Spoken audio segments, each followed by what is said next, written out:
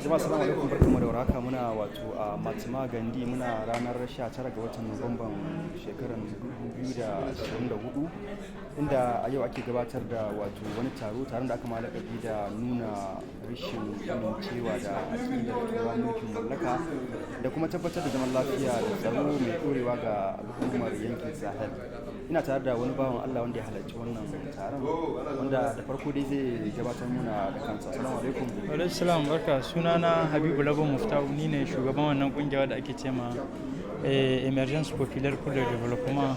Kungiya ce ta fararen hula a Niger mai gwagwarmaya wadda kuma ke goyon bayan wannan babban majalisa ta ceton ƙasa ta sojawa wato CNSP tun le 26 juillet, wanda suka zo suka hiddo ƙasarmu daga cikin ƙangi wanda kowa ya san shi shine harkar rashin tsaro, harkar talauci da sauran shi. To masha Allah, me makasudin wannan taron? Kamar yadda kuka lura, 'yan gwagwarmaya ne duka na ƙasar Niger suka ga ya cancanta a ce an gayyato manya-manya 'yan gwagwarmaya wanda suka saba gwagwarmaya a cikin Afirka tare da mu da ke nan Niger, a yi wani taro wanda za a tattaunawa kan abin da ya shahi rayuwarmu ta Niger, ci gaban ƙasa da kuma ci gaban ƙasashe na Sahel da Afirka gabaki daya. Wannan taro ya samu halarta ƙasashe da yawa daga Afirka da kuma ƙasashe wanda ba na Afirka ma da yawa sun zo don nuna gudunmuwarsu, ba da gudunmuwarsu a kan wannan gwagwarmaya wanda 'yan ƙasa suke yi na Niger cikin harkar neman inci da tabbatar da tsaro a cikin ƙasarmu, kamar yadda kuka sani tun watan Julai shekara ta 2023. To lalle wannan taro za mu tattauna ne kan abin da ya shahi tsaro da kuma harkar tattalin arziki na ƙasashenmu, tunda abin ne wanda kowa ya sani cewa yau Afirka ba yau ba kai ta jima tana cikin ƙangi na mulkin mallaka na turawa wanda ta hanyar su ne suka dabaibaye Afirka, babu zancen cigaba, babu zancen tattalin arziki. Yau kuma alhamdulillah muna ga samun shugabanni wanda suke da tunani na yaya ne za a yi su hidda kasashenmu daga cikin wannan kangi na mulkin mallaka wanda turawa har yanzu su yarda da su bar mu kasashenmu ba don mu samu yancin kanmu. Don haka muke nan ga tattaunawa, muna ba junanmu shawara kan menene ya kamata a yi na kawo gudunmawa ga shugabanni, tunda yau alhamdulillah mun samu shugabanni wanda suke masu tausayi kuma masu tunanin cigaban ƙasa ba tunanin cigaban kansu ba. Masha Allah, da yake wannan taron yana duba ga irin kuma hanyoyin da ake dubawa domin samo haɗin kan al'umma, kamar yadda a cikin taron aka a samu lafiya da walwala da abubuwa makamantan haka.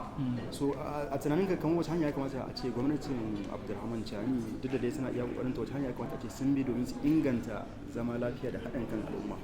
Kamar yadda kuka lura, wanda suka zo daga ƙasashen nan ba 'yan Nijar ba ne ba, da yawa ba 'yan Nijar ba ne, amma tunawa ga alaƙar da ke tsakaninmu na Afirka suka ce ya kamata bancin gudunmuwa da suke kawowa daga nesa ta hanyar yanar gizo-gizo, ta hanyar waya, ta hanyar message, suka ce kai ya kamata yau mu ɗauko ƙahonmu mu zo ƙasar nan don mu nuna ma 'yan Nijar cewa muna tare da su 100% bisa kan gwagwarmaya da suke yi.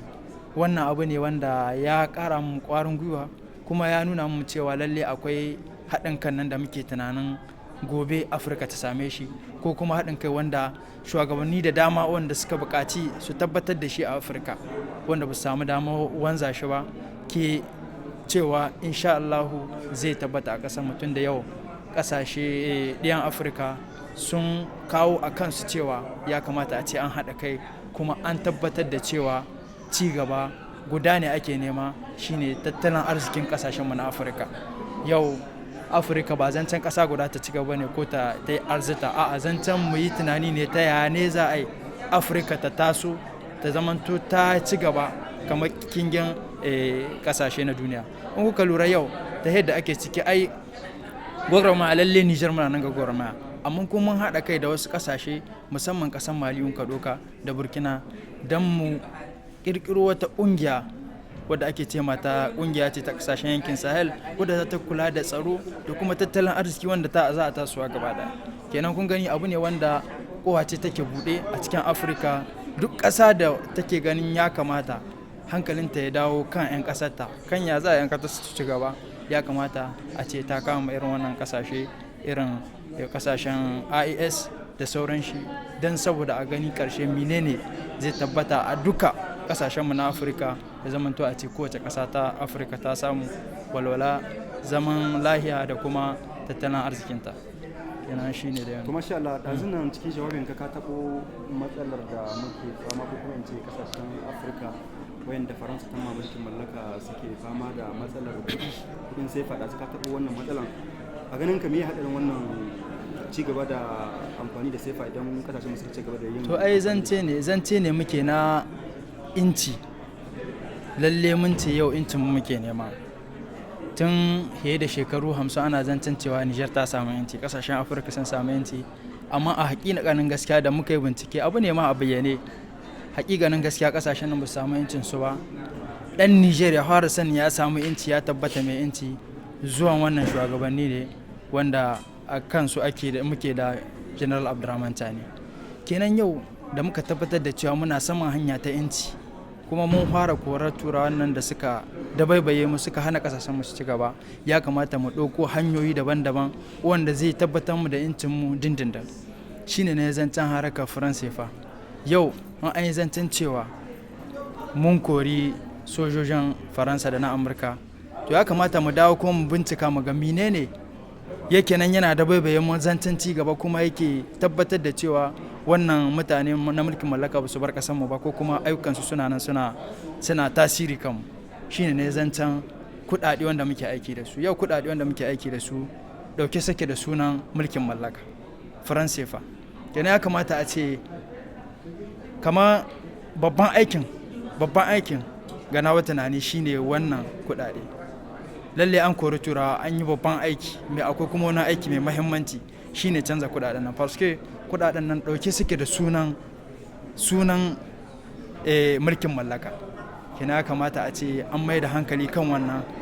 Gaskiya nan da ɗan lokaci manya-manyan shugabanni na ƙasashen guda uku sun yi tunanin ya za a tabbatar da kuɗaɗe namu na Afirka wanda bankokinmu ne na ƙasashen IS za su gudanar da wannan ayyuka, ya zamanto ɗan Afirka ko kuma ɗan Nijar, ɗan yankin Sahel ko Afirka gabaki ɗaya ya tabbatar da kuɗaɗen shi ba su da alaka da turawan mulkin mallaka. To masha Allah, ƙarshe wani sha hankali ko kuma wani sako za ka isarwa ɗan Nijar kan wanda musamman wanda ma ba su gane wannan tafiyar ta CNSP ba, a matsayin mu na jiyon ya kamata a ce mun fahimci ci gaba dole sai an tashi sai an jajirce. Mutane da ba su yarda da wannan ba su mara da wannan gwamnatin ba. Lalle ka san hankali za ka yi kan wannan. Haka ne, ya kamata a ce mutane sun gane abu guda, cewa wannan sojawa da suka zo manufarsu guda ce, shine ya za a yi su hidda Nijar daga cikin kangi na rashin tsaro da talauci da ta samu kanta shekaru da dama da suka wuce. Kuma zancen ganewa, ya kasan shi lamari na ganewa, zan baka ɗan misali kaɗan. Ko a cikin aji na karatu ɗalibai suna iya kasuwa kashi 1 zuwa 2 zuwa 3. Akwai wanda kana hida musu abu kaɗan sun gane ina kasa gaba. Akwai wasu na biyu wanda kana hida musu wani abu sai kaje ka dawo ne za su gane wai ina kasa gaba. Wasu kuma sai an je an dawo an kusa sai an yi examen dam an dawo kuma dejam session wata suke ganewa. Kenan abu ne nake ga ta da take a hankali ne. Lalle yau abin da za mu cewa yayi da kaso 70 ko 80 cikin 100 na 'yan Nijar sun gane cewa wannan shugabanni na CNSP sun zo ne don cece ƙasa, don su tabbatar da tsaro a cikin ƙasarmu. Kuma a kaɗan a tunani na mutane suna nan ga ganewa, kuma suna nan ga goyon baya 100% ya zamanto cewa wannan mulki ya tabbata, kuma ya tabbatar da kwanciyar hankali da cigaban ƙasarmu. Masha Allah, muna maka godiya da damar da ka bamu maka wannan interview, da fatan kuma wannan taron za a wanye shi lafiya a yi da fara cikin lafiya a kare cikin lafiya. Insha Allah.